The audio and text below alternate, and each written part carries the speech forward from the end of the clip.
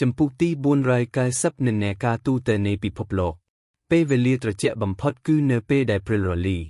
แต่งเพลกานุมินพกรีเพลเนเลเพลสงัดนุมินจำไรได้บังการจีสำเลงกรลุยเนเป้เนดาเลวี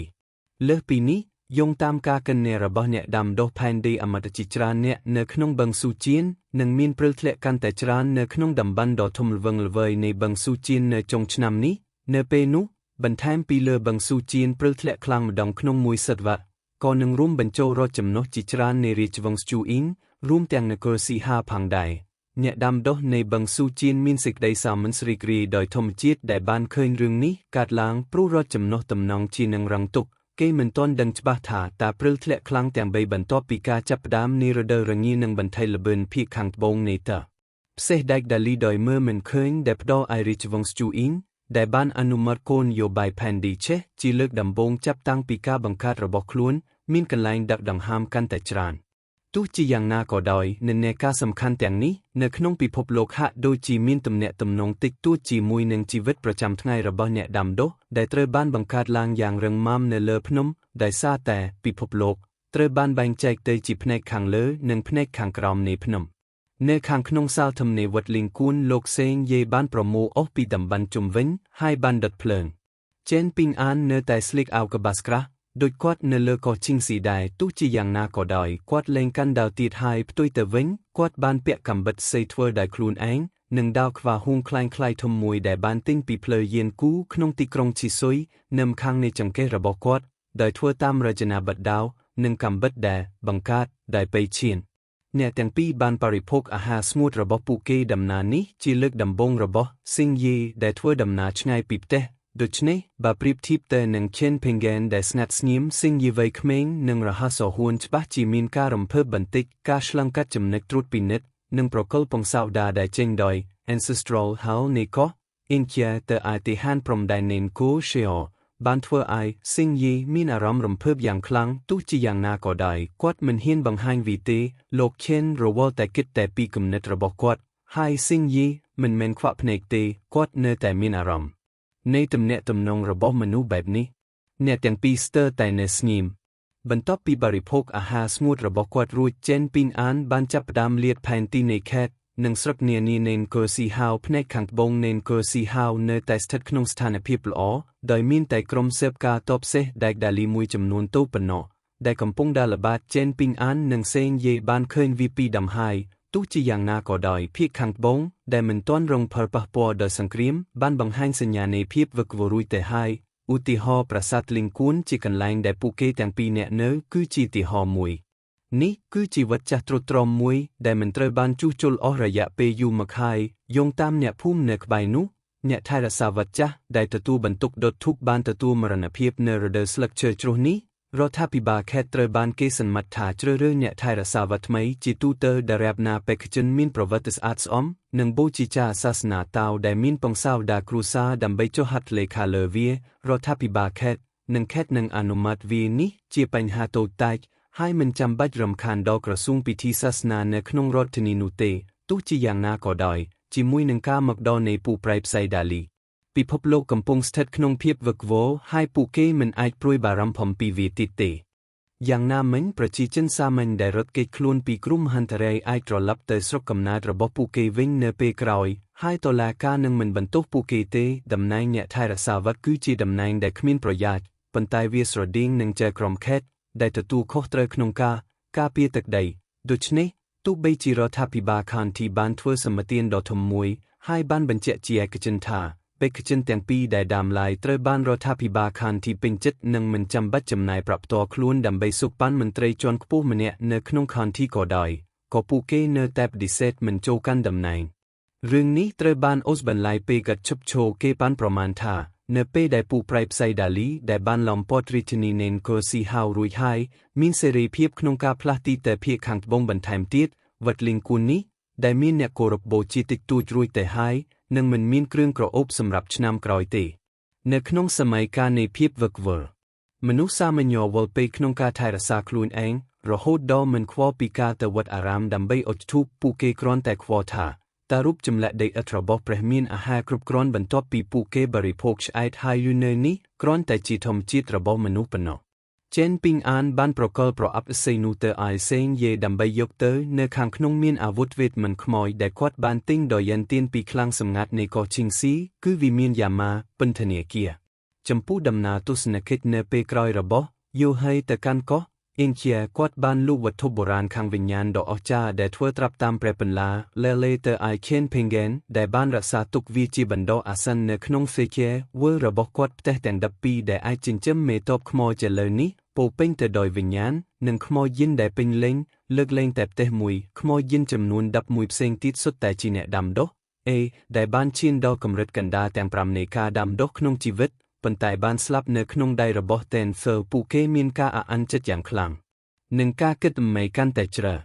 ទោះជាយ៉ាងណាក៏ដោយចេនពីងអានមិនមែនជាប្រភេទចាហ្វៃអមតពងសាវតាដែលធ្លាប់រស់នៅយ៉ាងប្រណីតនោះទេហើយគាត់ក៏មិនត្រូវការសេងយេដើម្បីបម្រើគាត់ដែរដូច្នេះអ្នកទាំងពីរដែលដូចជាចាហ្វៃនិងសិស្សប៉ុន្តែគ្មានទំនាក់ទំនងផ្លូវការរវាងចាហ្វៃនិងសិស្សបានធ្វើដំណើរជាមួយគ្នាដោយសុខដុមរមនានិងធម្មជាតិលើកនេះពួកគេត្រូវទៅទស្សនាកន្លែងរហូតដល់40កន្លែងដើម្បីឆ្លងកាត់និងចូលទៅក្នុងនគរស៊ីហាវដែលពាក់ព័ន្ធនឹងរដ្ឋចំនួន8និងស្រុកជាង20នៅក្នុងនគរស៊ីហាវអ្វីដែលធ្វើឲ្យសេងយេជឺក្បាលនោះគឺថាពាក់កណ្ដាលនៃកិនលែងទាំងនេះមានទីតាំងនៅភាគខាងជើងនៃនគរស៊ីហាវដែលស្ថិតក្នុងស្ថានភាពសង្គ្រាមនិងភាពវឹកវរពួកគេប្រហែលជាត្រូវដោះស្រាយជាមួយពូប្រៃផ្សៃដាលីភាគខាងជើងទោះជាយ៉ាងណាក៏ដោយនៅពេលដែលគាត់គិតថាលោកចេនជាអមតៈសេងយេមានអារម្មណ៍ធូរស្រាលបន្តិចក្មេងប្រុសកំសត់ត្រូវបានគេនាំទៅបឹងស៊ូជីនតាំងពីកុមារភាពហើយធំឡើងនៅលើកោះម៉ាយឺគាត់មិនដែលធ្វើដំណើរជាមួយពូប្រតិចាររបស់គាត់ពីមុនមកទេហើយក៏មិនដែលជួបប្រទះជីវិតរបស់ចាន់ហ្វៃអមតៈនៅលើភ្នំដែលគាត់នៅតែមានការភ័យខ្លាចពីកំណត់ចំពោះតុលាការនិងកងទ័ពវាហាក់ដូចជាឆាត់ល្ងងប៉ុន្តែតាមទស្សនៈរបស់ខេនភេងហ្គេននេះជារឿងត្រឹមត្រូវដែលត្រូវធ្វើបើមិនដូច្នោះទេប្រសិនបើពួកគេជួបប្រទះនឹងទ័ពសេះដែកដែលមិនធ្លាប់ស្គាល់នោះមកពីភាគខាងជើងឆ្ងាយហើយយកច្រឡំពួកគេថាជាកងទ័ពធម្មតាមកពីផ្នែកកណ្ដាលនៃទ្វីបបដកំណាប់នៅពេលដែលចំលោផ្ទុះឡើងមិនត្រូវនិយាយពីសេងយីជាអ្នកដាំដុះនៃអាណាចក្រទី5ខាងក្រោមសូម្បីតែ Golden Core Els Immortal ដែលជាអ្នកទី2បន្ទាប់ពីអធិរាជនៅក្នុងនគរ Sheo ក៏នឹងជួបនឹងជញ្ជាំងជាមួយទ័ពសេះដែក Dale ហើយថែមទាំងអាចស្លាប់ទៀតផងតាក់ទងនឹងបញ្ហានេះចេនពីងអានមិនបានរំលឹកសេងយេដល់ចិត្តអ្នកទេថាសច្ចភាពជាច្រើនដែលហាក់ដូចជាសាមញ្ញអាចយកបានយ៉ាងពិតប្រាកដតាមរយៈបទពិសោធន៍ផ្ទាល់ខ្លួនឬយ៉ាងហោចណាស់តាមរយៈការស្ដាប់និងការសង្កេតដែលផ្ទាល់សេងយេបានចាប់ផ្ដើមការហ្វឹកហាត់របស់គាត់ដោយប្រើបច្ចេកទេសសម្ងាត់អមតៈដែលបង្រៀនដោយលោកឆេនលំហាត់ដឹកដង្ហើមនិងការខិតខំប្រឹងប្រែងដើម្បីបំពេញចំណុចខ្វះខាតរបស់គាត់កាលណាគាត់កាន់តែក្រនិងគ្មានការអប់រំគាត់កាន់តែស្រឡាញ់ឱកាសដែលរកបានដោយលំបាកនេះ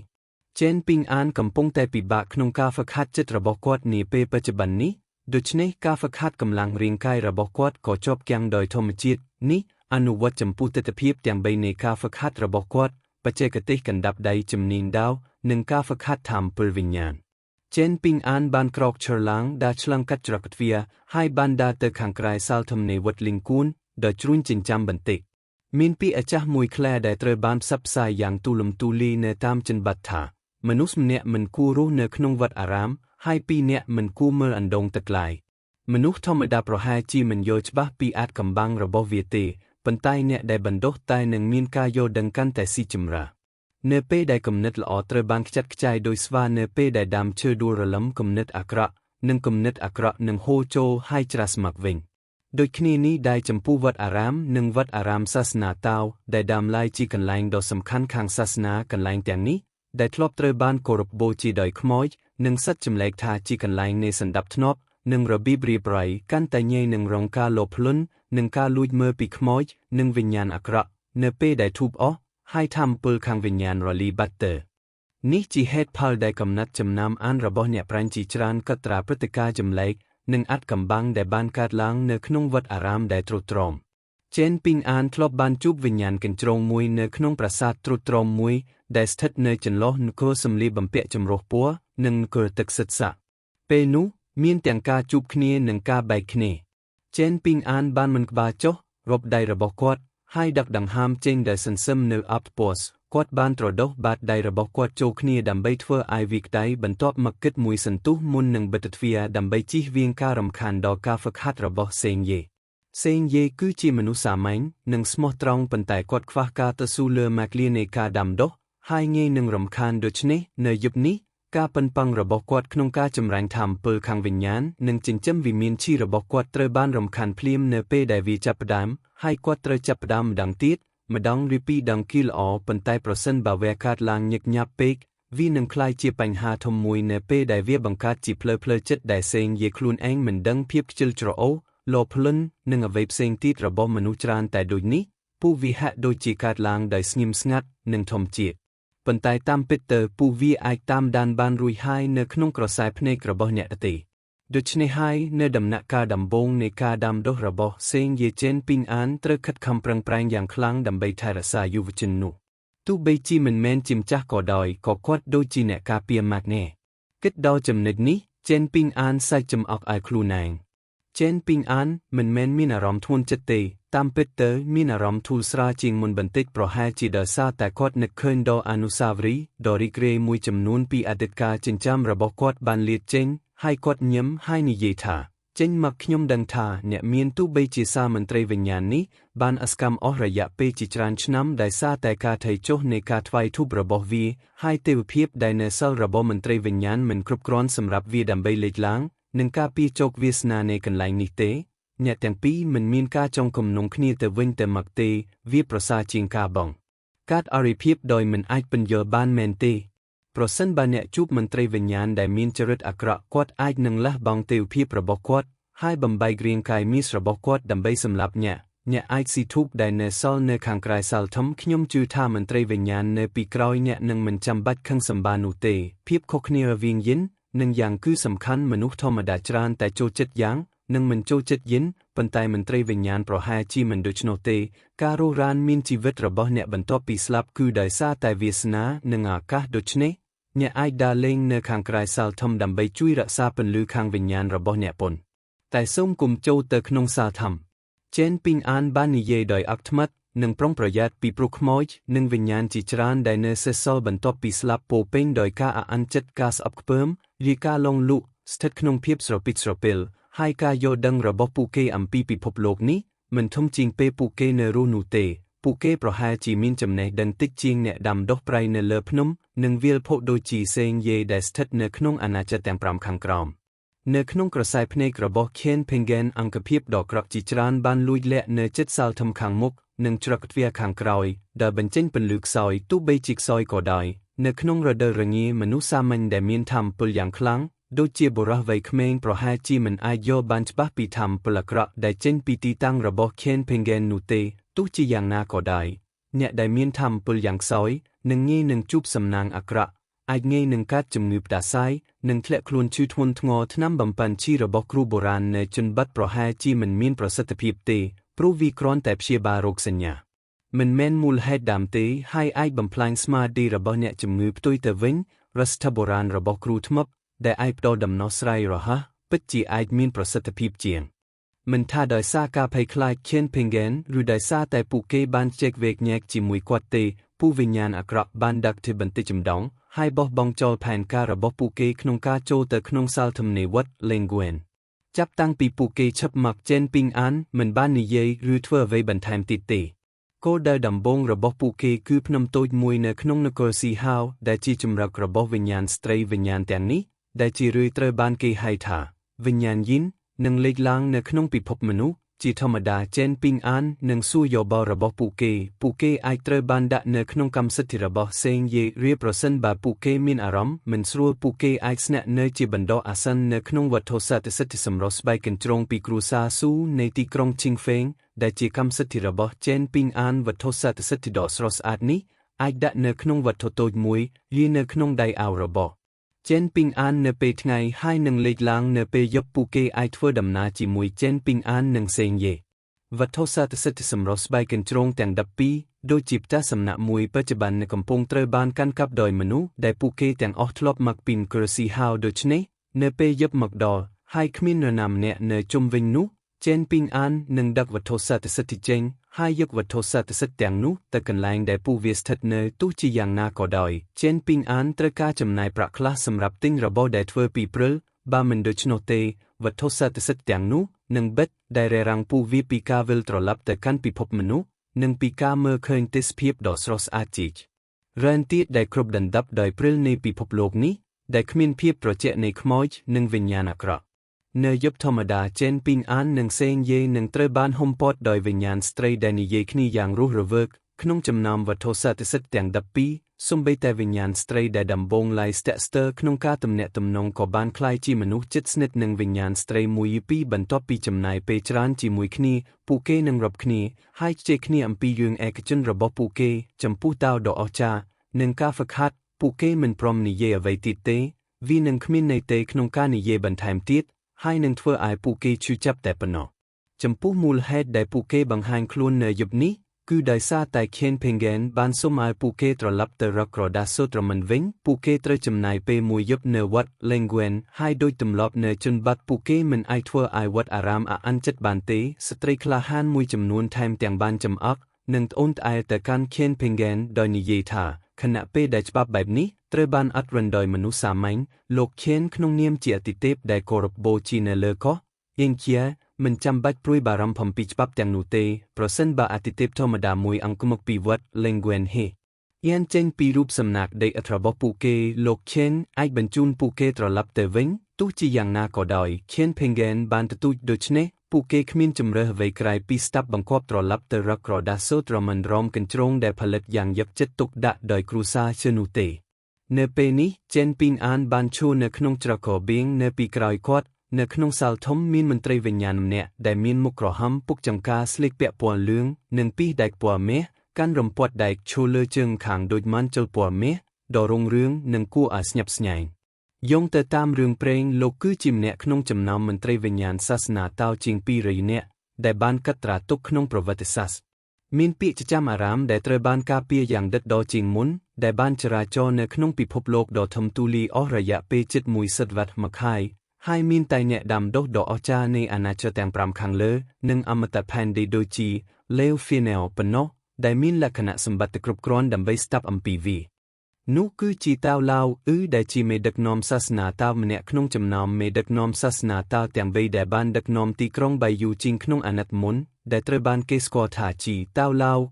ដែលមិនអាចយកឈ្នះបានគាត់បានស្នើឲ្យមានមន្ត្រីវិញ្ញាណសាសនាតាវចំនួន500នាក់មនុស្សគ្រប់គ្នានៅក្នុងពិភពលោកទាំង3សូម្បីតែចាហ្វាយស៊ូគ្នេភ្នំឡុងហ៊ូនិងសូម្បីតែអ្នកដែលមិនមែនជាសិស្សនៃនិកាយតាវដាមឡាយមិនថាពួកគេជាសិស្សនៃនិកាយពីរផ្សេងទៀតយេសាឡាគំនិតមួយរៃក៏ដោយនឹងមានឱកាសវិលត្រឡប់ទៅកាន់តំណែងរបស់ពួកគេវិញនៅពេលដែលពួកគេប្រមូលបានគុណសម្បត្តិនិងទ្រព្យសម្បត្តិតែគ្រប់គ្រាន់ហើយនៅទីបំផុតត្រូវបានគោរពបូជានៅក្នុងសាលផ្លូវការវិញ្ញាណដែលជាទីក្រុងមួយក្នុងចំណោមទីក្រុងទាំង5នៃទីក្រុងបៃយូជីងនិងរីករាយជាមួយការអុជធូបបិទឈប់ឈរដូច្នេះការដាក់មន្ត្រីវិញ្ញាណនិងទេវតាជាង200អង្គដែលត្រូវបានចាត់ថ្នាក់ជាអមតៈរួចទៅហើយនោះមានន័យថាមុខតំណែងទេវភាពពាក់កណ្ដាលនៅទំនេរអាណត្តិនៃស្ថានសួគ៌បានប្រកាសថាមុខតំណែងទាំងនេះរងចាំតំណែងទំនេរ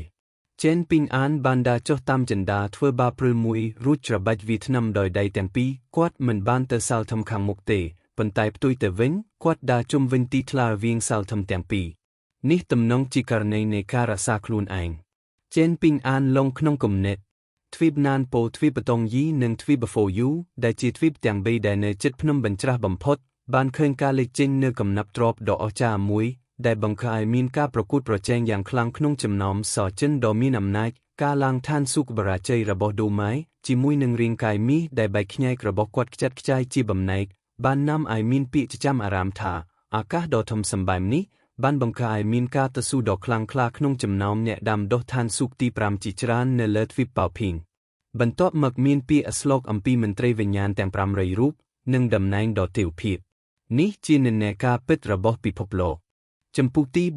491ស្ថានសួគ៌និងផែនដីមិនលំអៀងទេហើយទំនាក់ទំនងរបស់មនុស្សគឺផ្អែកលើគោលការណ៍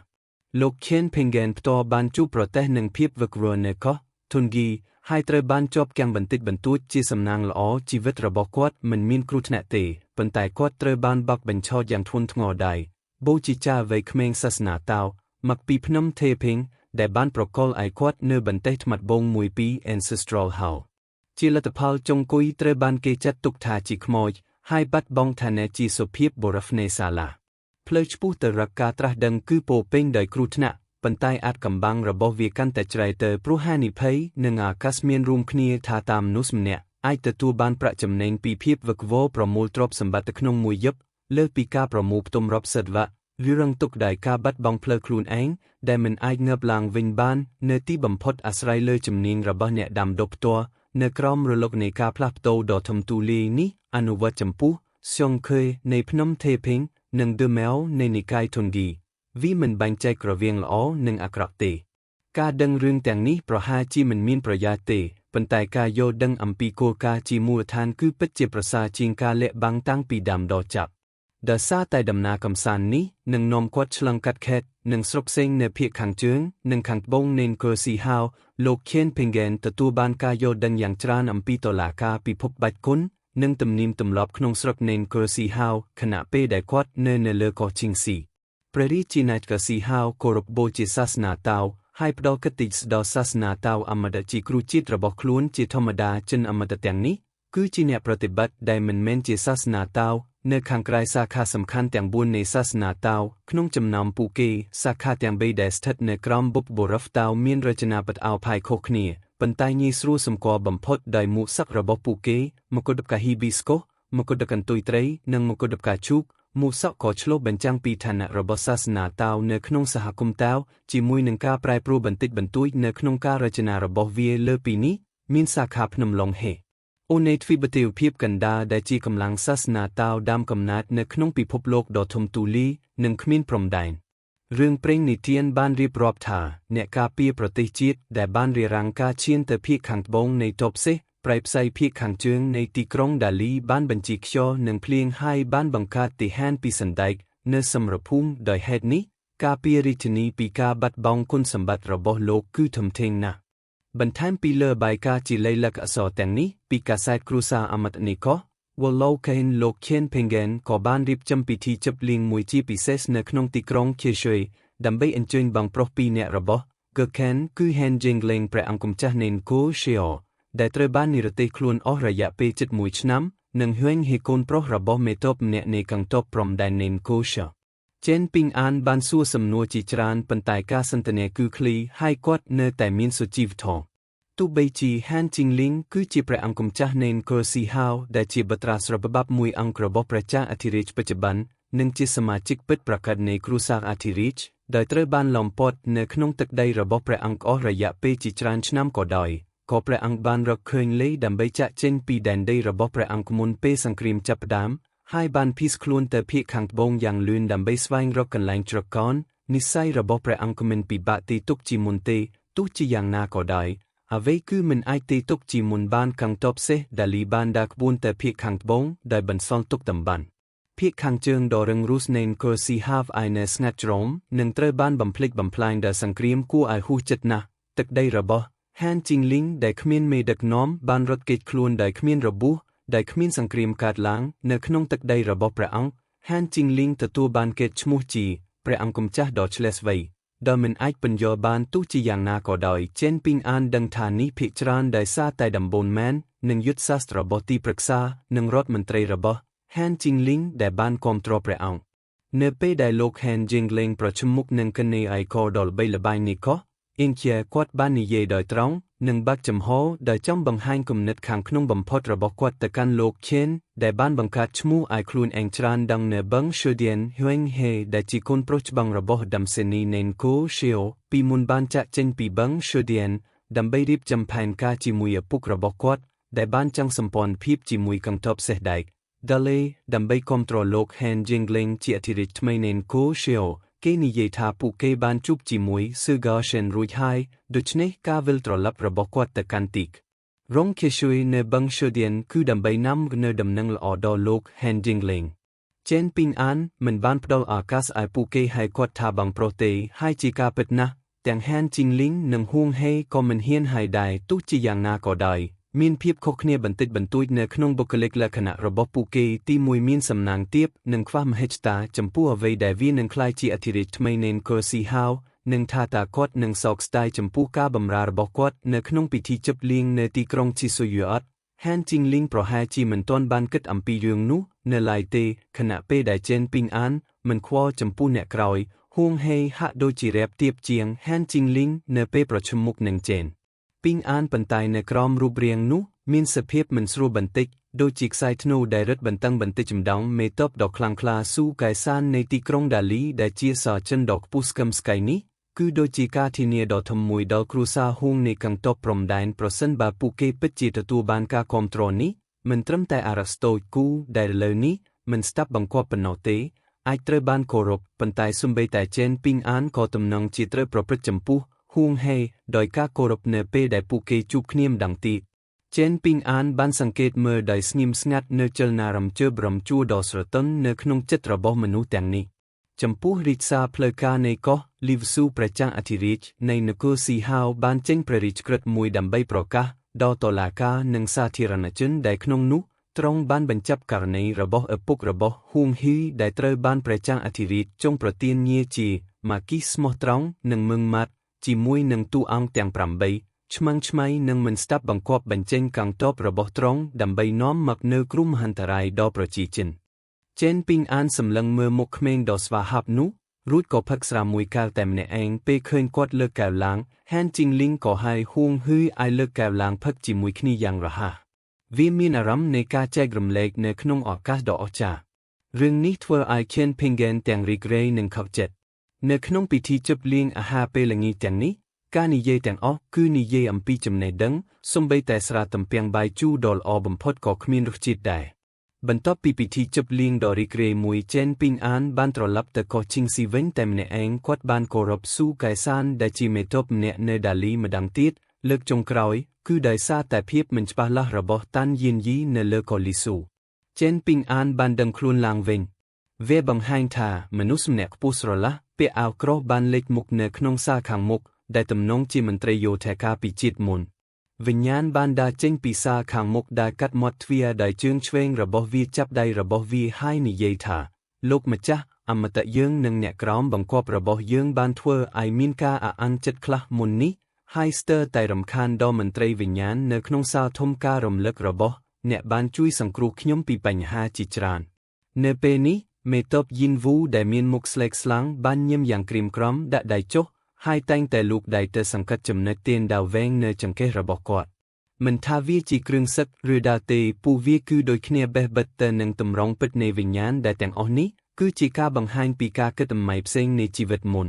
ពេលក្រឡេកមើលអ្នកចម្បាំងមកពីនគរស៊ីហាវដែលពោពេញដោយរបួសជាពិសេសស្នាមរបួសពីរនៅលើទ្រង់និងក្ររបស់គាត់ពីដាវចេនពីងអានទោះបីជាគាត់មិនដែលជួបប្រទះនឹងសមរភូមិរវាងកងទ័ពទាំងពីរក៏ដោយក៏គាត់ដឹងថាការស្លាប់របស់បុរសម្នាក់នេះនៅលើសមរភូមិគឺពិតជាអស្ចារ្យណាស់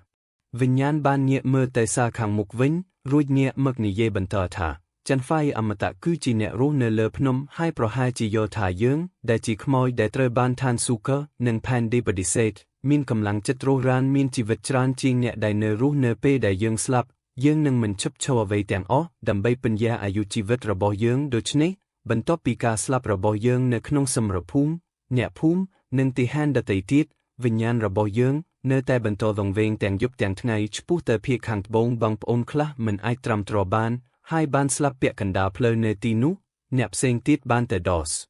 រកកំណើតរបស់ពួកគេបានឃើញប្រពន្ធកូននិងឪពុកម្ដាយរបស់ពួកគេភាគច្រើននៅក្នុងសាលនិងភ្នូរដូនតាហើយអាចចាក់ចែងដោយសន្តិភាពប៉ុន្តែបងប្អូនជាច្រើនកំពុងតែមានអារសចូលកាន់តែខ្លាំងឡើងនៅពេលណាដែលពួកគេជួបមនុស្សរស់នៅពេលយប់ពួកគេចង់លេបល្បាក់ថាមពលយ៉ាងរបស់ពួកគេរីនៅពេលឆ្លងកាត់កន្លែងដូចជាប្រាសាទវិញ្ញាណក្នុងស្រុកដែលគ្មានអតិទេពនៅសេសសល់ពួកគេលេបល្បាក់ពួកគេដោយធ្វេសប្រហែសដោយចង់បានតែអាហារពេញលេញពួកគេពិបាកគ្រប់គ្រងខ្លាំងណាស់ហើយកាន់តែពិបាកទប់ស្កាត់ចេនពីងអានងឹកក្បាលហើយសួរថាតើខ្ញុំអាចសួរហត្តមសេនីរូបនេះបានទេប្រសិនបើសមិទ្ធរបស់អ្នកណាម្នាក់ចង់ធ្វើរឿងបែបនេះដូចជាការធ្វើបាបជនស៊ីវិលតាមផ្លូវហើយអ្នកមិនអាចបញ្ឈប់ពួកគេបានទេតើអ្នកនឹងដោះស្រាយស្ថានភាពនេះដោយរបៀបណានោះជាសំណួរដែលមិនសប្បាយចិត្តណាស់មេតបយីនវូបានរុញស្រោមដាវយ៉ាងស្រាលមុខរបស់គាត់ពោពេញដោយការឈឺចាប់ប៉ុន្តែដោយមិនស្ទាក់ស្ទើរបន្តិចអ្នកនឹងត្រូវសុំដាវរបស់ខ្ញុំជាមុនសិនក្នុងជីវិតយើងជាអ្នកចម្បាំងដែលការពារប្រទេសរបស់យើងដែលសារយើងបានស្លាប់ក្នុងសមរភូមិយើងគ្មានវិធីបម្រើប្រទេសរបស់យើងទេ ប៉ុន្តែប្រសិនបើអ្នកចង់ធ្វើបាបប្រជាជនបន្ទាប់ពីស្លាប់អ្នកនឹងត្រូវឆ្លងកាត់ខ្ញុំជាមុនសិនមេតបយិនវូបានដឹកដង្ហើមវែងហើយញឹមថាខ្ញុំមិនខ្លាចត្រូវគេសើចចំអកដោយចាន់ហ្វាយអមតទេប៉ុន្តែនៅពេលដែលយើងដើរក្បួនទៅភាគខាងត្បូងម្នាក់ម្ដងបងប្អូនរបស់យើងបានត្រឡប់មកផ្ទះវិញហើយយើងក៏បែកគ្នាយើងបានផ្លាស់ប្ដូរពីទីហានខ្មោចជាង600នាក់នៅក្នុងក្រសែភ្នែករបស់ប្រជាជនសាមញ្ញមកត្រឹមតិចជាង10នាក់លើនេះយើងមិនត្រឹមតែមិនបានធ្វើបាបមនុស្សណាម្នាក់នៅក្នុងពិភពមនុស្សប៉ុណ្ណោះទេប៉ុន្តែយើងក៏បានលុបបំបាត់ខ្មោចយ៉ែកជិត100នាក់ដែលពោពេញដោយថាមពលអាក្រក់នៅក្នុងភ្នូធំជាច្រើនវាជាការអាណិតណាស់ដែលអ្នកដាំដុះដែលអំដំណើរកុងទ័ររបស់យើងបានរត់គេចខ្លួនលឿនជាងអ្នកដទៃដូច្នេះខ្ញុំមិនមានពេលសួរបន្ទាប់ពីខ្ញុំស្លាប់ខ្ញុំឆ្ងល់ថាតើកម្មភាពរបស់យើងក្នុងការលុបបំបាត់គ្រោះថ្នាក់សម្រាប់ប្រជាជនអាចប្រមូលកម្មល្អសម្រាប់បងប្អូនរបស់យើងដែរឬទេដើម្បីឲ្យពួកគេអាចកើតជាថ្មីក្នុងជីវិតកាន់តែប្រសើរឡើងនៅពេលក្រោយដំបូងឡើយចេនពីងអានបានលើកដៃសម្ប៉ះរួចក៏ដឹកដៃចេញហើយនិយាយដោយសំឡេងម៉ឺងម៉ាត់ថាស្ថានសួគ៌និងផែនដីមិនលំអៀងទេប៉ុន្តែទំនាក់ទំនងរវាងមនុស្សនិងមនុស្សមានសីលធម៌ខ្ញុំជឿថាឧត្តមសេនីនិងសមិទ្ធរបស់គាត់នឹងទទួលបានប្រជ័យដោយអំពើល្អដែលនឹងការពារពួកគេនិងផ្ដល់ផលប្រយោជន៍ដល់ក្រុមគ្រួសារនិងកូនចៅរបស់ពួកគេពេលហេពាក្យទាំងនេះដែលនិយាយដោយភាពប្រកបប្រជាទាំងស្រុងដោយចាន់ហ្វាយអមតផ្ទាល់មេតបដែលជាបុរសដែលមានភាពស្មោះត្រង់មិនចុះញឹមបានយំភ្លាមគាត់បានញាក់បាល់ហើយនិយាយថាតើអ្នកហទេខ្ញុំមិនបានកុហកអ្នកទេនៅច្រកទ្វារខាងក្រោយនៃសាលខាងមុខទីហែនបានបង្ហាញខ្លួនម្ដងមួយដោយម្នាក់កាន់កណ្ដាប់ដៃរបស់ពួកគេដើម្បីជាការដឹងគុណវាមិនច្បាស់ទេថាតើពួកគេកំពុងថ្លែងអំណរគុណដល់ឧត្តមសេនីដែលបានស្លាប់នៅក្បែរពួកគេឬកំពុងសម្ដែងការដឹងគុណចំពោះសាលក្រុមចុងក្រោយរបស់យុវជនស្លៀកអាវផាយពណ៌ខៀវនៅពេលដែលពិភពលោកត្រជាក់ខ្លាំងហើយទឹកដីស្ថិតក្នុងសភាពបាក់បែកគ្រឿងសឹករបស់ពួកគេបន្លឺឡើងយ៉ាងខ្លាំងនៅពេលដែលយប់កាន់តែជ្រៅចេនពីងអានបានយកក្រដាសនិងប៊ិចចេញហើយសរសេរឈ្មោះនិងប្រភពដើមនៃសិទ្ធិយានជាង600ក្បាលរួមទាំងមេតបផងដែរគាត់បាននិយាយថាមិត្តភ័ក្តិមួយចំនួននឹងធ្វើពិធីជើធានដ៏អស្ចារ្យពីរនិងពិធីទឹកនិងដីនាពេលអនាគតហើយគាត់អាចព្យាយាមបញ្ចូលឈ្មោះរបស់ពួកគេទៅក្នុងបញ្ជីទន្ទឹមនឹងនេះជេងយេដែលបានបញ្ចប់ការដាំដុះរបស់គាត់សម្រាប់ពេលយប់បានបើកទ្វារសាលធំហើយបានផ្ដល់ជំនួយយ៉ាងច្រើនដល់ចេនពីងអាននិងទីហានយិនប្រហែល10នាក់ចេនពីងអានស្គាល់ភាសាដ៏ប្រណិតនៃទ្វីបប៉ៅភីងប៉ុន្តែគាត់មិនសូវស្គាល់ភាសាលើការនៃរាជវង្សជូយីងដែលត្រូវបានប្រើជាទូទៅដោយអ្នកដាំដុះនិងប្រជាជនសាមញ្ញនៅជុំវិញបឹងស៊ូជៀនទោះជាយ៉ាងណាក៏ដោយនៅពេលដែលមេតបនិងទីហានបានយកសម្លេងពីតំបន់ផ្សេងនៃកូស៊ីហៅវាបានคล้ายជារឿងជឿក្បាលជេងយេនៅទីនោះដើម្បីភ្ជាប់ចំណឹកចេនពីងអានរវល់រហូតដល់ព្រឹកព្រលឹមហើយមានតែពេលនោះទេទើបគាត់អាចកត់ត្រាឈ្មោះទាំងអស់បានចំពោះអង្គភាពយិនការរ៉ូមរបស់មន់ជលមិនចាំបាច់មានន័យថាពួកគេគួរដាក់ថៃនោះទេខ្មោចខ្លះដែលមានធម៌ពលយិនខ្លាំងអាចធ្វើចលនាដោយសេរីក្នុងពិភពយ៉ាងនៅពេលថ្ងៃដរាបណាវាមិនមែនជាព្រះអាទិត្យថ្ងៃត្រង់វាគ្រាន់តែថាអង្គភាពយិនឈប់នៅពេលមន់ជលដែលស្រដៀងគ្នានឹងសត្វមានជីវិតធ្វើការនៅពេលថ្ងៃរ៉េស្ទ័រតែដូចសភាវដែរបន្ទាប់ពីខៀនភេងហ្គេនបានដាក់ក្រដាសនិងប៊ីចរបស់គាត់ចោលមេតបដែលបានស្លាប់ទៅហើយដែលមាននាមត្រកូលវេម៉ាក់ពីនគូឈីអូបាននិយាយថាគាត់ហៀបនឹងចាក់ចេញហើយចង់ដើរលេងជាមួយខៀនភេងហ្គេននៅខាងក្រៅវត្តលេងហ្គួនជាការពិតណាស់ខៀនភេងហ្គេននឹងមិនបដិសេធឡើយបន្ទាប់ពីអ្នកទាំងពីរដើរកាត់សាលធំខាងមុខហើយបោះចំហៀនចេញពីច្រកទ្វារមន្ត្រីយោធាយិនវូសាយ៉ាងស្រទន់ថាចាន់ហ្វាយអមតៈឈិនត្រូវតែជាចាន់ហ្វាយអមតៈមកពីក្រៅទីក្រុងបើមិនដូច្នោះទេភាសាចិនគកងើក្នុងស្រុករបស់យើងនឹងមិនឆ្កឹងបែបនេះទេចេនពីងអានងឹកក្បាលហើយនិយាយថាមកពីភាគខាងជើងឧត្តមសេនីបានត្រដុសរបស់គាត់ដោយមិនដឹងខ្លួនហើយសើចថាទោះបីជាពួកគេមកពីដាលីក៏ដោយវាមិនមានបញ្ហាអ្វីទេខ្ញុំត្រូវតែទទួលស្គាល់ថាតបសេះដាលីពិតជាគួរឲ្យខ្លាចណាស់នៅលើសមរភូមិគ្មានភីគីណាមួយត្រូវបញ្ជូនអ្នកដាំដុះរបស់ខ្លួនចូលទៅក្នុងសមរភូមិទេភីគីម្ខាងមានអារម្មណ៍ថាវាមិនចាំបាច់ហើយភីគីម្ខាងទៀតមិនហ៊ានប្រថុយជីវិតរបស់ពួកគេទេនៅក្នុងសមរភូមិដែលមានចំនួនកងទ័ពស្ទើរតែស្មើគ្នាស្ថានភាពនៅលើសមរភូមិគីអេកតភីគីទាំងស្រុងវាទាំងអស់គឺដោយសារតែកងទ័ពដាលីបានប្រយុទ្ធជាមួយយើងដោយថ្មើរជើងជំនាញសមរភូមិនិងស៊ីលធម៌របស់ពួកគេគឺមិនអាចប្រៀបផ្ទឹមបានដោយអ្នកចម្បាំងនៃកូស៊ីហៅរបស់យើងវាជារឿងមួយដែលត្រូវមានអារម្មណ៍អាម៉ាស់និងខកចិត្តចំពោះការបរាជ័យបើមិនដូច្នោះទេបងប្អូនរបស់ ខ្ញុំនឹងមិនស្លាប់ដោយភ្នែកបើកចំហនោះទេប៉ុន្តែម្ដងទៀតខ្ញុំត្រូវតែទទួលស្គាល់ថាយើងជឿជាក់ខ្លះចេនពីងកានរអ៊ូតាមដោយយល់ព្រមមន្ត្រីយោធាបានឈប់និយាយខ្ញុំនឹងមិនសួរសំណួរអ្វីទៀតទេប៉ុន្តែខ្ញុំមិនមែនល្ងងទេខ្ញុំដឹងថាលោកគ្រូខេនគឺជាអ្នកដែលនឹងរៀបចំពិធីដ៏អស្ចារ្យរបស់ Felten និងពិធីទឹកនឹងដីដូច្នេះឧត្តមសេនីបានអង្រួនគ្រឿងសឹករបស់ខ្លួនស្រាបន្ធូរការក្តាប់ដាវរបស់ខ្លួនហើយហៀបនឹងលុតជង្គង់មកខាងគាត់មានអារម្មណ៍ថាគាត់ត្រូវធ្វើអ្វីមួយដើម្បីតាប់ស្នងសេចក្តីសប្បុរសដ៏ធំធេងនេះដល់ភ្នំអមតៈក្នុងនាមបងប្អូនរបស់គាត់ដោយមិននឹកស្មានដល់ចេនពីងអានបានកាន់ដៃគាត់ជាប់ធ្វើឲ្យគាត់មិនអាចលុតជង្គង់ចុះបានចេនពីងកានញឹមហើយនិយាយថាមិនចាំបាច់ទេខ្ញុំមិនសឹមនឹងទទួលបានអំណោយដ៏សប្បុរសបែបនេះទេមន្ត្រីយោធាគ្មានជំរើសអ្វីក្រៅពីចុះចាញ់ឡាយដោយនិយាយលេងសើចថាលោកគ្រូចេនតើលោកគ្រូកំពុងព្យាយាមធ្វើឲ្យខ្ញុំមានអារម្មណ៍ខ្មាស់អ៊ីនម្ដងទៀតដោយការធ្វើជាមនុស្សគួរសមបែបនេះមែនទេចេនពីងកានងឹកក្បាលហើយនិយាយថាខ្ញុំមិនហ៊ានទេចេនពីងអានបានដាក់ដៃរបស់គាត់ចូលទៅក្នុងដៃអាវរបស់គាត់ហើយសម្លឹងមើលទៅឆ្ងាយមេទើបតែចាប់ផ្ដើមភ្លឺហើយយប់ក៏កាន់តែស្រពោនបន្តិចម្ដងគាត់និយាយយ៉ាងស្រទន់ថាឧត្តមសេនីវ័យពិតជាល្អជាងខ្ញុំឆ្ងាយណាស់គាត់ដឹងតាំងពីដើមមកពីរបៀបធ្វើអ្វីដែលត្រឹមត្រូវនោះហើយជាអ្វីដែលពិតជាល្អសម្រាប់សមិទ្ធរបស់យើងខ្ញុំមិនសម្រេចចិត្តដោយចិត្តមសេនីវ័យទេមិនត្រឹមតែខ្ញុំរងទុក្ខទេប៉ុន្តែខ្ញុំក៏បណ្ដាលឲ្យអ្នកផ្សេងទៀតរងទុក្ខផងដែរឧត្តមសេនីនៅស្ងៀមមួយសន្ទុះរួចសួរថាហេតុអ្វីបានជាលោកមិននិយាយចេញមកពេលលោកកំពុងរងទុក្ខលោកមិនត្រូវបានអនុញ្ញាតឲ្យនិយាយអ្វីទាំងអស់ពេលលោកមិនសប្បាយចិត្តហើយតើការចង់ធ្វើឲ្យអ្នកដទៃរងទុក្ខនេះមកពីណា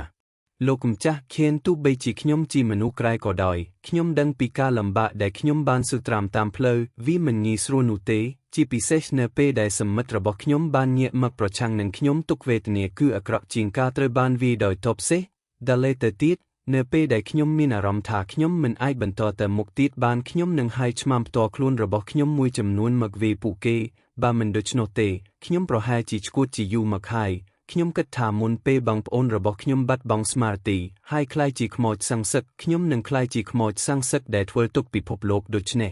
លោកម្ចាស់ខៀនលោកមិនគួរគិតបែបនោះទេចេនពីងអានបានគិតវាដោយប្រុងប្រយ័ត្នរួចញឹមហើយនិយាយថាអរគុណពាក្យសម្ដីរបស់ឧត្តមសេនីវ័យធ្វើឲ្យខ្ញុំមានអារម្មណ៍ធូរស្រាលជាងមុនច្រើន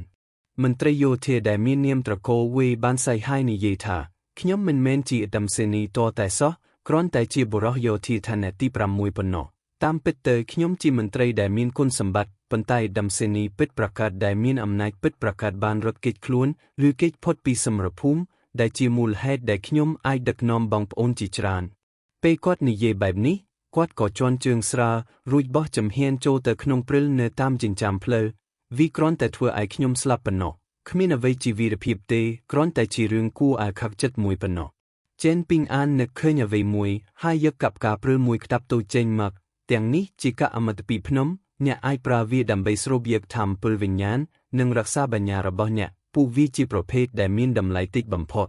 មន្ត្រីយោធាស្ទាក់ស្ទើរមួយសន្ទុះប៉ុន្តែនៅតែលូកដៃទៅយកវាដោយនិយាយលេងសើចថាលោកគ្រូខៀនអ្នកអាចឲ្យខ្ញុំបន្ថែមទៀតបានខ្ញុំមិនប្រកាន់ទេថាលុយអមតៈគឺធ្ងន់ខ្ញុំស្រឡាញ់លុយទាំងពេលនៅរស់និងពេលស្លាប់របស់ដែលងាយស្រួលយកតាមខ្លួនបំផុតក្នុងលោកគឺប្រាក់មែនទេ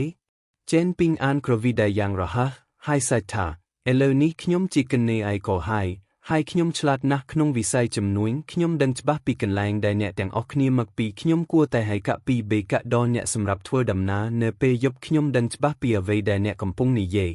ឧត្តមសេនីយោធាដែលមាននាមត្រកូលវេបានសើចយ៉ាងរីករាយយល់ព្រមតើនៅមានអ្នកជំនួយនៅក្នុងលោកនេះដែលខ្លាចអ្នកដទៃមិនដឹងថាពួកគេឆ្លាតប៉ុណ្ណាទេចេនពីងអានបានសួរថាដែលសាបចេះដូនដារបស់ឧត្តមសេនីវ័យស្ថិតនៅក្នុងបន្ទាយមួយនៅព្រំដែនភាគខាងជើងនេនក្រស៊ីហៅតើគាត់មានបំណងទៅជួបបងប្អូនប្រុសស្រីមុនពេលត្រឡប់ទៅភាគខាងជើងតែម្នាក់ឯងទេមន្ត្រីយោធាដែលមាននាមត្រកូលវេដែលមានអាយុត្រឹមតែ30ឆ្នាំប៉ុណ្ណោះបានងឹកក្បាលមិនចាំបាច់ត្រឡប់ទៅវិញទេឪពុកម្ដាយរបស់ខ្ញុំបានទទួលមរណភាពមុនអាយុហើយខ្ញុំគ្មានប្រពន្ធយាយកូនទេមនុស្សគ្រប់គ្នាដែលខ្ញុំស្គាល់នៅស្រុកកំណើតរបស់ខ្ញុំបានស្លាប់ទៅហើយកាលពី2ឆ្នាំមុនព្រះករុណាព្រះចៅអធិរាជបានចាប់ផ្ដើមការចល័តកងទ័ពព្រំដែនទ្រង់ទ្រីធំក្រៅពីកងទ័ពព្រំដែនភាគខាងជើងដែលមានភាពរឹងមាំរួចទៅហើយ កាំងតបព្រំដែនភិក្រានដែលហ៊ានប្រយុទ្ធនិងមានសមត្ថភាពប្រយុទ្ធក្នុងសមរភូមិដ៏លំបាកក៏ត្រូវបានផ្ទេរទៅភាគខាងជើងផងដែរចំពោះមេតបនងតំបន់ដូចជាគ្រួសារហ៊ុយនៅភាគខាងត្បូងពួកគេបានព្យាយាមប្រមូលផ្តុំកងទ័ពប៉ុន្តែពួកគេមិនអាចធ្វើបានទេនោះហើយជាមូលហេតុដែលពួកគេបានបះបោរដែលចាក់យើងពីក្រោយខ្ញុំដឹងច្បាស់ថាឆ្អឹងក្នុងនេនកូឈៀវរបស់យើងត្រូវបានបំផ្លាញទាំងស្រុងដោយកងទ័ពតាប់សេះដែកដាឡេ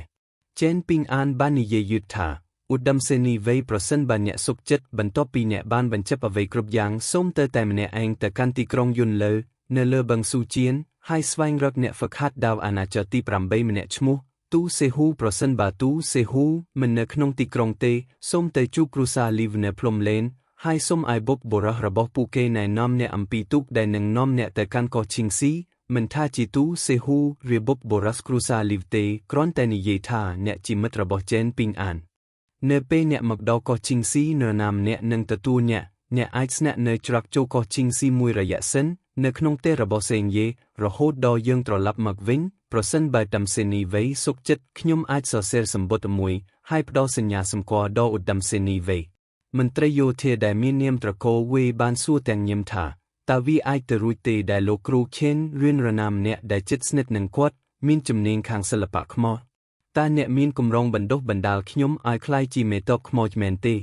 លោកគ្រូខេនបានធ្វើអំពើល្អយ៉ាងធំធេងដល់ខ្ញុំដែលជាមូលហេតុដែលខ្ញុំសួរសំណួរនេះបើមិនដូច្នោះទេខ្ញុំនឹងមិនសួរទេក្នុងករណីអាក្រក់បំផុតខ្ញុំនឹងយល់ព្រមដោយពាក្យសម្ដីដែលជុំវិញដែលគ្មានគោលដៅហើយជីស្វៀងបឹងឈើឌៀនខ្ញុំសង្ឃឹមថាលោកគ្រូខេននឹងអត់ទោសឲ្យខ្ញុំនិយាយឲ្យត្រង់ទៅខ្ញុំពិតជាមិនមានចំណាប់អារម្មណ៍ក្នុងការប្រយុទ្ធនឹងសម្លាប់មនុស្សទេប្រសិនបើខ្ញុំអាចធ្វើបានខ្ញុំនឹងទទួលយកវាសនារបស់ខ្ញុំទោះបីជាខ្ញុំគ្រាន់តែរងចាំព្រលឹងរបស់ខ្ញុំរលាយបាត់ទៅជារៀងរាល់ថ្ងៃក៏ដោយខ្ញុំគ្រាន់តែអាចសង្ឃឹមថានឹងសង្គុណលោកគ្រូ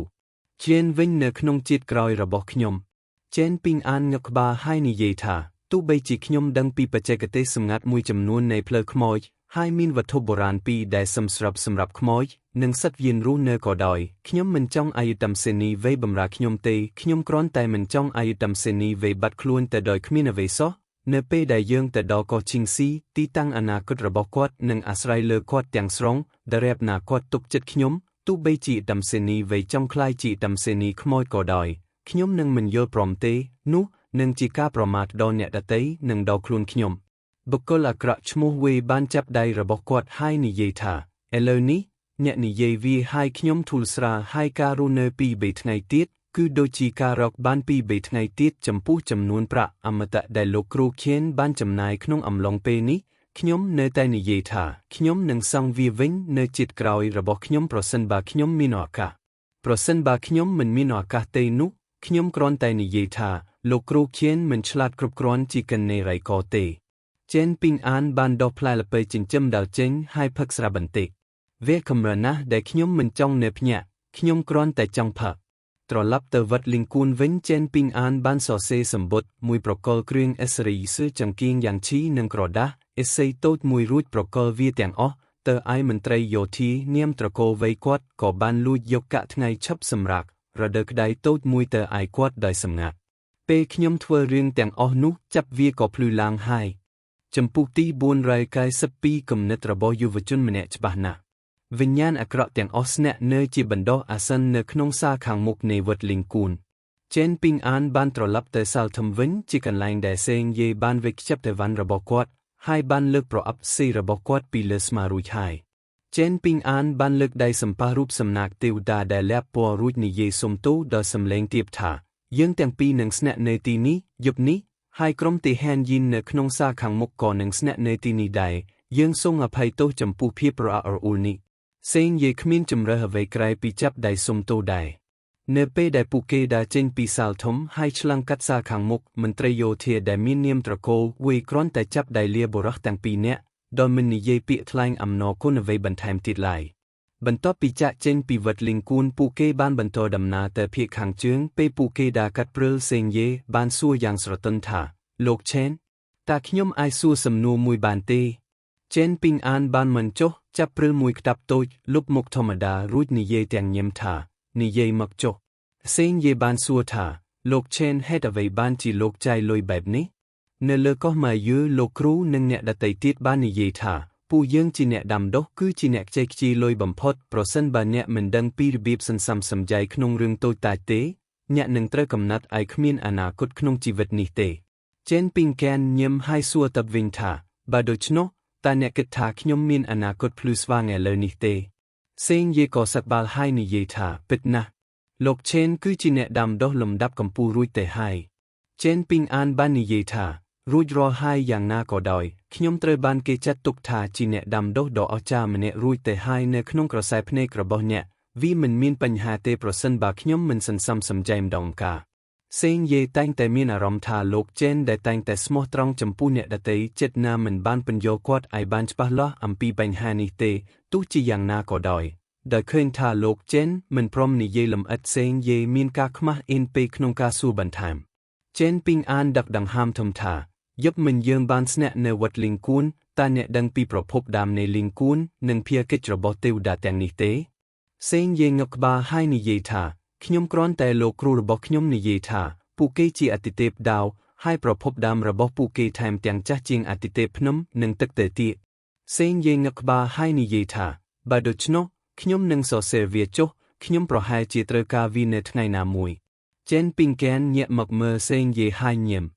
សេងយេមានអារម្មណ៍ខ្មាស់អៀនបន្តិចលោកឆេនតើខ្ញុំនិយាយអ្វីខុសសម្ដងទីទេចេនពីងអានងឹកក្បាលហើយដើរទៅមុខយឺតទេអ្នកនិយាយត្រូវគោលការណ៍ខ្លះគឺសម្រាប់ការរស់រានមានជីវិតនិងជួយអ្នកឲ្យរស់នៅបានប្រសើរជាងមុនខណៈពេលដែលគោលការណ៍ខ្លះទៀតគឺសម្រាប់សន្តិភាពនៃចិត្តចំពោះគោលការណ៍ណាដែលល្អជាងវាសមស្របជាងសម្រាប់ពេលបច្ចុប្បន្នវាអាស្រ័យលើកាលៈទេសៈនិងស្ថានភាពចិត្តរបស់មនុស្សម្នាក់យ៉ាងណាក៏ដោយខ្ញុំគិតថាវាទាំងអស់សុទ្ធតែជាគោលការណ៍មានប្រយោជន៍អ្នកក៏នឹងរៀនគោលការណ៍ផ្សេងនៅពេលអនាគតផងដែរនៅពេលអ្នកជួបប្រទះបញ្ហាសូមដឹកវាចេញគិតបន្ថែមទៀតហើយបន្ទាប់មកធ្វើការជ្រើសរើសសេងយេបាននិយាយដោយស្មោះថាលោកចេនលោកដឹងច្រើនណាស់ចេនពីងអានសៃហើយនិយាយថាឈប់និយាយរឿងមិនសមហេតុផលបែបនេះទៅថ្ងៃក្រោយលោកចេនមិនដែលខ្វះមនុស្សល្ងង់ដូចលោកទេសេងយេដោយកាន់ប្រអប់អេស៊ីធំមួយនៅលើខ្នងរបស់គាត់បានងាកទៅម្ខាងហើយនិយាយដោយញឹមរីករាយថាឥឡូវនេះខ្ញុំគ្រាន់តែជាអ្នកនៅជាមួយលោកឆេនដូច្នេះខ្ញុំត្រូវតែនិយាយពីអក្សរសាស្ត្រដ៏ស្មោះត្រង់ទាំងនេះច្រើនក្រែងលោកឆេនមានអារម្មណ៍មិនស្រួលប្រសិនបើគាត់មិនបាននិយាយពីអក្សរសាស្ត្រយូរពេកចេនពីងអានញឹមហើយស្រាប់តែអង្គុយចុះឆ្លាក់រូបមនុស្សព្រិលតូចមួយទំហំប៉ុនបាតដៃរបស់គាត់យ៉ាងប៉ិនប្រសប់រួចដាក់វានៅលើប្រអប់អេស៊ីនៅពីក្រោយសេងយេធ្វើឲ្យយុវជនរៀងខ្ពស់ស្រឡះងឹងឆ្ងល់ទាំងស្រុងចេនពីងកែនតេះដៃបន្ទាប់មកខ្ញុំនឹងបង្ហាញចំហប្រដាល់របស់អ្នកចាប់តាមដំបូងវាសាមញ្ញណាស់អ្នកនឹងវាយមួយកណ្ដាប់ដៃរៀងរាល់6ជំហានអ្នកអាចរៀនពីខ្ញុំប៉ុន្តែអ្នកត្រូវតែធ្វើឲ្យប្រកាសថាមនុស្សព្រិលតូចនៅលើប្រអប់អេស៊ីមិនធ្លាក់ខ្ញុំនឹងបង្រៀនអ្នកបីដងបន្ទាប់ពីនោះអ្នកអាចធ្វើតាមចំហនេះនៅពេលណាដែលអ្នកចង់បានខ្ញុំនឹងមិនបង្ខំអ្នកទេហើយអ្នកមិនចាំបាច់បង្ខំខ្លួនឯងទេគ្រាន់តែចាត់ទុកវាជាមធ្យោបាយមួយដើម្បីចំណាយពេលបន្ទាប់មកចេនពីងអានបានបង្ហាញឥរិយាបថដើរទៅកាន់សេងយេចំនួន3ដងសេងយេបានផ្ដោតអារម្មណ៍ទៅលើជំហានរបស់ចេនពីងអាននិងកណ្ដាប់ដៃចុងក្រោយដែលគាត់បានវាយចេនពីងអានបានឃើញអ្វីទាំងអស់ហើយបានប្រាប់សេងយេឲ្យដើរមើលដោយខ្លួនឯងគាត់មានស្ថិរភាពនិងគួរឲ្យទុកចិត្តបើប្រៀបធៀបទៅនឹងក្មេងប្រុសពាក់ស្បែកជើងចម្បាំងនៅក្នុង Mudbull Alley នៅពេលនោះគាត់ហាក់ដូចជាធ្វើបានល្អជាងចេនពីងអានដឹកដង្ហើមធំក្នុងចិត្តព្រោះគាត់មិនអាចយកអត្ថន័យនៃបច្ចេកទេសកណ្ដាប់ដៃបានទេហើយគាត់ក៏មិនទាន់ស្ទាត់ជំនាញវាដែរសូម្បីតែ2ឆ្នាំក្រោយមកក៏ដោយសមត្ថភាពក្បាច់គុណរបស់សេងយេគឺទាបជាងក្មេងប្រុសស្គមស្កាំងដែលឈរនៅពីមុខគាត់កាន់កាំបិតកាប់ឈើនៅក្នុងស្រុកក្រហមនៃក្រកៃយីទោះជាយ៉ាងណាក៏ដោយនេះមិនមែនជាបញ្ហាធ្ងន់ធ្ងរនោះទេដោយដែលខៀនផេងហ្គេនបាននិយាយវាគ្រាន់តែចង់ឲ្យសេងយេធ្វើអ្វីមួយដើម្បីកុំឲ្យនាងត្រូវសម្លឹងមើលគាត់ពេញផ្លូវយ៉ាងណាមិញវត្ថុស័ក្តិសិទ្ធិស្បែកកញ្ជ្រោងទាំងនោះមិនអាចដឹកចេញញឹកញាប់បានទេហើយខៀនផេងហ្គេនពិតជាខ្លាចវិញ្ញាណស្រីទាំងនោះដែលកាន់តែមានភាពរស់រវើកនិងនិយាយចេញមកការលេងសើចសេងយីគឺជារឿងមួយប៉ុន្តែការភ្នាល់ដោយសម្ងាត់និងការចែកចង់ជាមួយគាត់ដោយឆ្កឹងគឺគ្រាន់តែចង់បង្ខំបញ្ហាប៉ុណ្ណោះតាខៀនផេងហ្គេនបានឃើញគ្រោះថ្នាក់និងព្យុះភ្លៀងប៉ុន្មាននៅក្នុងពិភពបាច់គុណយ៉ាងណាមិញសេងយេគឺជាអ្នកហ្វឹកហាត់ឈីដែលត្រូវបានហ្វឹកហាត់ដោយប្រាក់នៅលើកោះម៉ាយឺគាត់មានកម្លាំងរាងកាយរឹងមាំដូច្នេះគាត់គ្រាន់តែស្ទាត់ជំនាញទម្រង់មូលដ្ឋាននៃកណ្ដាប់ដៃរញ្ជួយភ្នំប៉ុណ្ណោះ ដរ៉ាបណាចេនពីងអានមិនបានបង្ហាញគាត់សេងយេពេញចិត្តនឹងខ្លួនឯងណាស់ទោះជាយ៉ាងណាក៏ដោយមនុស្សព្រិលតូចដែលដាក់នៅលើប្រអប់ផ្សេងនៅពីក្រោយគាត់មិនដែលផ្អៀងឬដួលទៅលើដេឡៃបន្ទាប់ពីChen Pingenបានបញ្ចប់ការហ្វឹកហាត់ចំហ3ជុំរួចមកគាត់ក៏ឈប់ហ្វឹកហាត់ហើយពេលខ្លះគាត់យកផែនទីភូមិសាស្ត្រចេញមកពីនិតវីនៅយប់នោះអ្នកទាំងពីរបានក្រុងនឹងបោះជំរុំនៅតំបន់ដាត់ស្រយានិងស្ងាត់ជ្រងមួយដែលរ៉ាបណាមិនមានព្រិលធ្លាក់ទេវានឹងមិនមែនជាបញ្ហាទេChen Ping An បានយកវត្ថុស័ក្តិសិទ្ធិស្បែកកញ្ជ្រោងមួយចេញដែលមានខ្លឹមសារយិនរបស់ស្ត្រីម្នាក់ឈ្មោះស៊ូស៊ីនចៃកាលពីជាតិមុននាងជាអ្នកដាំដុះនៅក្នុងអាណាចក្ររោងភ្នំដែលជាអ្នកស្រុកណេនកើស៊ីហៅឪពុករបស់នាងពេញចិត្តកូនប្រុសជាងកូនស្រីហើយកាលពីនាងនៅក្មេងគាត់ត្រូវបានជ្រើសរើសដោយអ្នកដាំដុះជីពីរោងភ្នំស៊ូក្មួយក្នុងនគរស៊ីហៅដែលសារទេពកោសល្យរបស់គាត់ហើយត្រូវបាននាំទៅកាន់ភ្នំហួងលីដើម្បីដាំដុះជាផ្លូវការក្នុងរយៈពេលជាង10ឆ្នាំនៃការដាំដុះនៅលើភ្នំនាងមិនដែលចុះមកផ្ទះវិញទេស៊ូស៊ីនចៃបានបាត់បង់ចំណងអារម្មណ៍ទាំងអស់ជាមួយគ្រួសាររបស់នាងជាយូរមកហើយឪពុករបស់នាងធ្លាប់តែជើងភ្នំហួងលីដើម្បីសុំជួបកូនស្រីរបស់គាត់ប៉ុន្តែស៊ូស៊ីនចៃនៅតែបដិសេធមិនជួបគាត់បុរសដែលសង្ឃឹមថាកូនស្រីរបស់គាត់នឹងជួយកូនប្រុសរបស់គាត់ក្នុងការប្រឡងអធិរាជត្រូវតែត្រឡប់មកវិញដោយដៃទទេជេរប្រមាថនិងជេរប្រមាថពេញផ្លូវវាពិបាកក្នុងការស្រមៃថាទាំងនេះជាពាក្យរបស់ឪពុកបង្កើតស៊ូស៊ីនចៃដែលកំពុងតាមនាងដោយសម្ងាត់បាននាពួកគេយ៉ាងច្បាស់ហើយមានការខូចចិត្តយ៉ាងខ្លាំងដំបូងឡើយស៊ូស៊ីនចៃបានក្រុងជួយគ្រួសាររបស់នាងម្ដងហើយបន្ទាប់មកបានផ្តិតទំនាក់ទំនងជាមួយពិភពមនុស្សដូច្នេះនាងបានត្រឡប់ទៅច្រកទ្វារភ្នំវិញនៅក្នុងដំណើរចុងក្រោយរបស់គាត់ចុះពីលើភ្នំស៊ូស៊ីនសៃរួមជាមួយប្អូនស្រីច្បាំងនិងប្អូនស្រី2នាក់របស់គាត់ត្រូវបានចាប់ពង្រឹតដោយមេភូមិទ្វារនាគមឹកពីកូស៊ូលីនក្នុងបឹងស៊ូជៀនពួកគេត្រូវបានសម្លាប់យ៉ាងសោកស្ដាយនៅក្នុងមាត់នាគនោះសិស្សស្រី2នាក់ផ្សេងទៀតបានស្លាប់ទៅហើយនៅក្នុងដៃមេភូមិដាមមកពីកូស៊ូលីនស៊ូស៊ីនចៃបានបង្ហាញខ្លួនជាមួយនឹងមុខស្ត្រីម្នាក់ដែលត្រូវបានគូរលើក្រដាសសិទ្ធិរោមកញ្ជ្រោងញញឹមយ៉ាងមានមន្តស្នេហ៍និងភ្នែកបង្ហាញអារម្មណ៍នាងគឺជាវិញ្ញាណស្រីទាំង12ដែលមានចិត្តទូលាយនិងមិនធម្មតាបំផុតហើយល្បិចជាច្រើនដែលធ្វើឲ្យស៊ីងយេសាច់ចំអកគឺជាគំនិតរបស់នាងប្រសិនបើពួកគេមិនបានចូលទៅក្នុងទឹកដីភ្នំហួងលីឆាប់នេះទេចេនពីងអានពិតជាមិនហ៊ានសុំឲ្យនាងចេញមកទេចេនពីងអានបានប្រាប់ស៊ូស៊ីនចៃរួចហើយអំពីអ្វីគ្រប់យ៉ាងដែលគាត់ដឹងអំពីស្ថានភាពបច្ចុប្បន្នរបស់ហួងលីសានតាំងពីដំបូងអ្នកណែនាំជាទីស្រឡាញ់របស់នាងបានទទួលមរណភាពកាលពីប៉ុន្មានឆ្នាំមុនប៉ុន្តែភ្នំហួងលីនៅតែមានសន្តិភាពយ៉ាងណាមិញវាគ្រាន់តែជាគ្រួសារអមតៈលំដាប់ទី2នៅក្នុងនគរស៊ីហៅមិនខ្ពស់រាយទាបទេដែលធ្វើឲ្យវាងាយស្រួលក្នុងការជៀសវាងគ្រោះមហន្តរាយនៅក្នុងភាពវឹកវរគ្រួសារលំដាប់ទី3និងលំដាប់ទាបត្រូវបានលេបប្របាក់ដោយរោងភ្នំអមតៈជុំវិញជាយូរមកហើយកម្លាំងកម្ពុជាលំដាប់ទី1មានទំហំធំពេកមិនអាចគិតសម្គាល់បានហើយកំពុងជួបបញ្ហាជាច្រើនតែត្រូវដោះស្រាយជាមួយតុលាការនគរស៊ីហៅឬតាប់សេះដែកដាលីយ៉ាងដូចម្ដេចការធ្វើខុសតែមួយដងវានឹងជាការបំផ្លិចបំផ្លាញមានអ្នកដាំដុះជាង30នាក់នៅលើភ្នំហួងលីដែលត្រូវបានចុះបញ្ជីជាផ្លូវការថាជាម្ចាស់អមតៈរួមទាំងអ្នកបម្រើនិងអ្នកបម្រើស្រីឥឡូវនេះមានមនុស្សប្រហែល200នាក់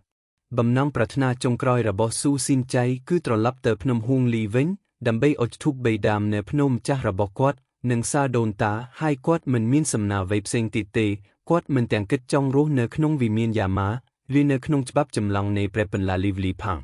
បន្ទាប់ពីស៊ឺសេនសេបានបង្ហាញខ្លួនគាត់បានជៀសវាងការចំអកឲ្យសេងយីអ៊ឺកណេអៃកោសេងយេយល់ថាវាចម្លែកប៉ុន្តែចេនពីងអានមិនមែនទេអារម្មណ៍ភ័យខ្លាចកើតចេញពីការចូលមកផ្ទះសេងយីសប្បាយចិត្តណាស់ដែលបានឃើញស៊ឺចេនសេចិត្តរបស់យុវជនម្នាក់គឺច្បាស់ណាស់ចេនពីងអានដឹងថាស៊ូស៊ីនចៃក៏ដឹងដែរប៉ុន្តែនាងធ្វើពុតជាមិនដឹងក្មេងស្រីតូចច្រើនតែខ្វល់ខ្វាយពីស្នេហានៅពេលឃើញដំបូងជាងស្ត្រីវ័យចំណាស់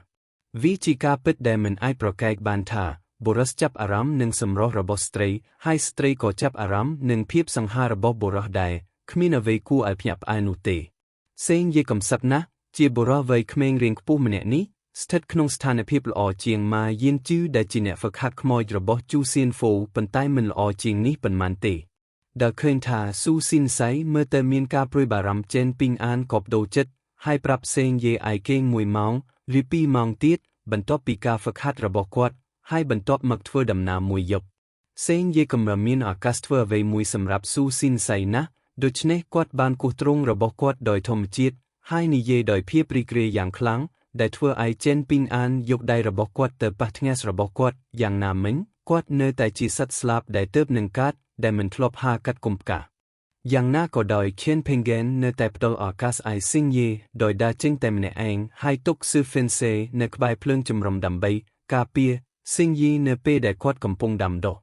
ចេនពីងអានបានទុកដាវហោះពីរដោយសម្ងាត់នៅទីនោះហើយបន្ទាប់មកបានដើរតែម្នាក់ឯងនៅលើផ្លូវជួរភ្នំជាកន្លែងដែលព្រើលបានធ្លាក់មកលើដើមស្រល់ហើយពេលខ្លះការព្រើលក៏រង្គើពេលវាធ្លាក់ចុះ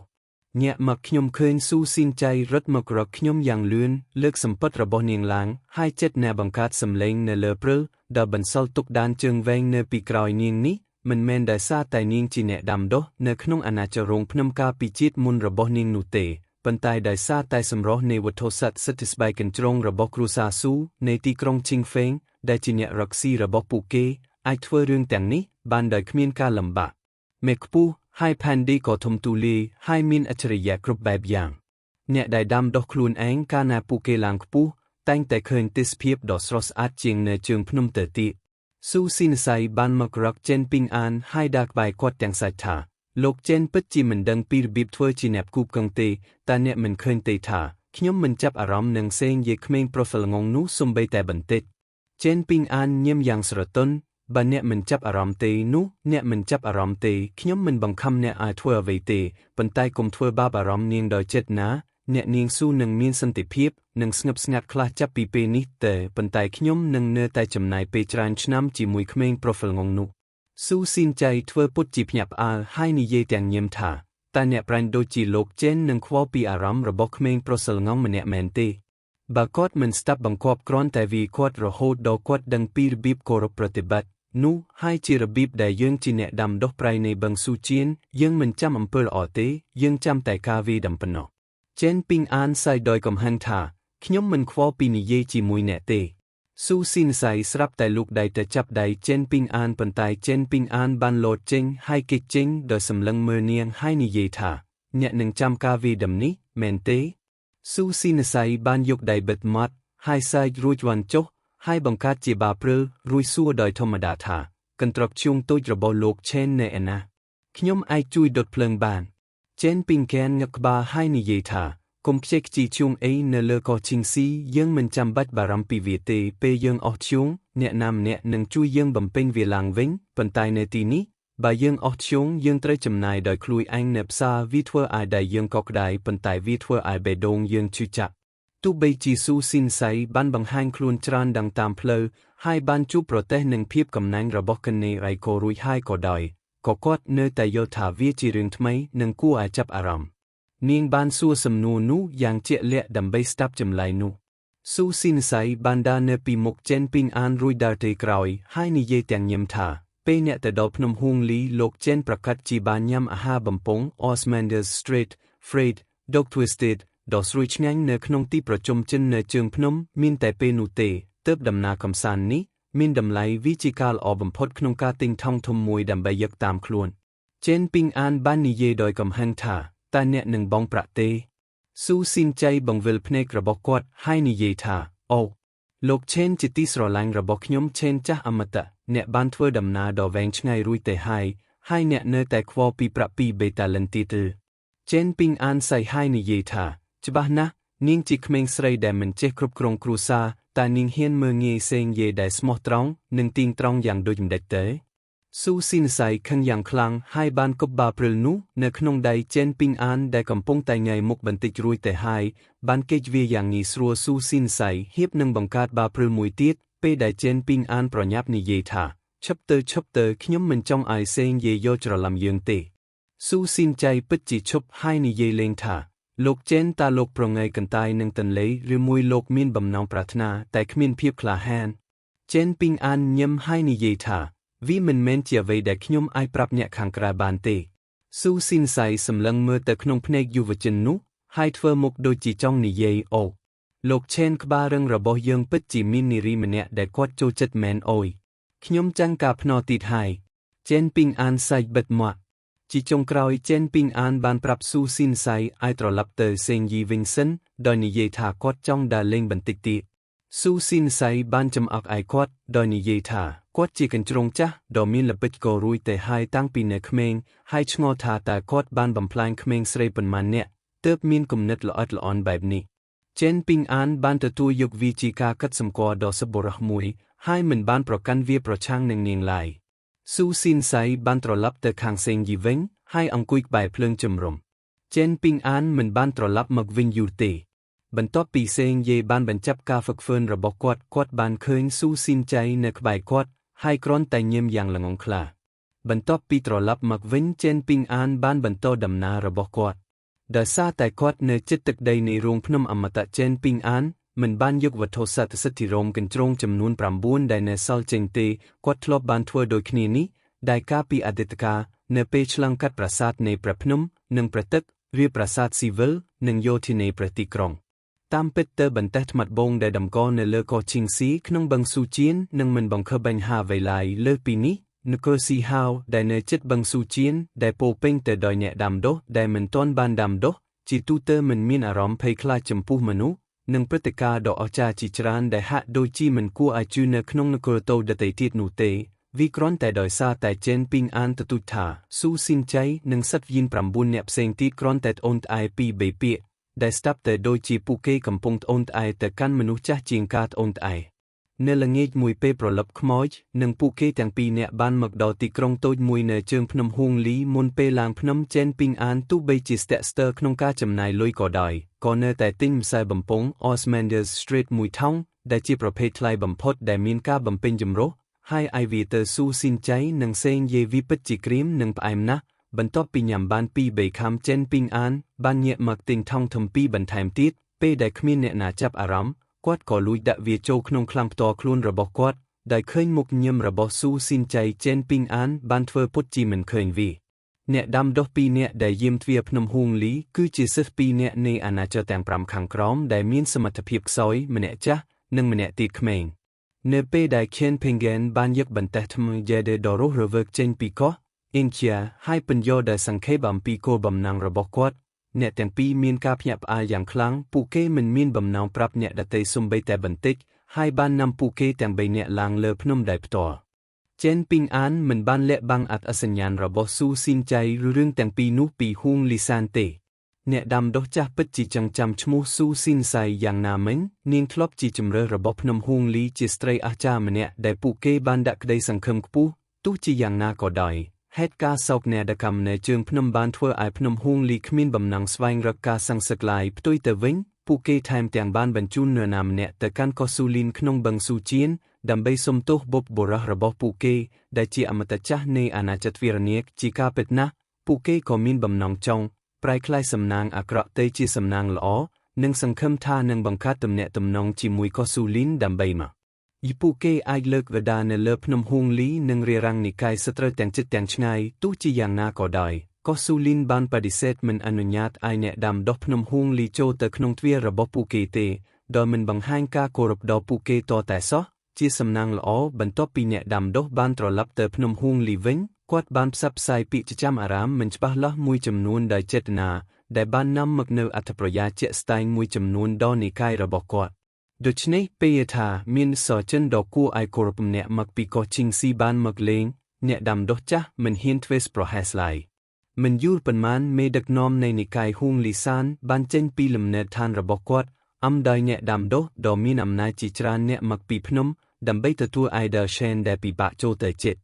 សម្រាប់នគរស៊ីហៅបឹងស៊ូជៀនមានកោះជាង 1000 កោះនិងអ្នកដាំដុះប្រៃរាប់ម៉ឺននាក់ដែលមិនចេះគ្រប់គ្រងក្នុងចំណោមកោះទាំងនោះឈ្មោះកោះជាង100កោះត្រូវតែចងចាំឲ្យបានច្បាស់លាស់ក្នុងចំណោមកោះទាំងនេះមានកោះធំជាង10រួមទាំងឈីងចុងលីស៊ូនិងធានមូដែលត្រូវតែចងចាំចំពោះកោះឈីងស៊ីដែលបានបង្កើតបុព្វបុរសប្រលឹងថ្មីគឺជាជាងសេនជុនវាគឺជាកម្ពូលភ្នំខ្ពស់បំផុតដូចជាមនុស្សអមតៈនៅលើផែនដីនៅចំណុចខ្ពស់បំផុតក្នុងពិភពមនុស្សហួងលីសានមិនអាចដឹងអំពីភាពជាឡែកថ្មីនៅក្នុងបឹងស៊ូជៀនបានទេប៉ុន្តែការពិតដែលថាលីវជីម៉ៅបានឡើងក្រុងរាជ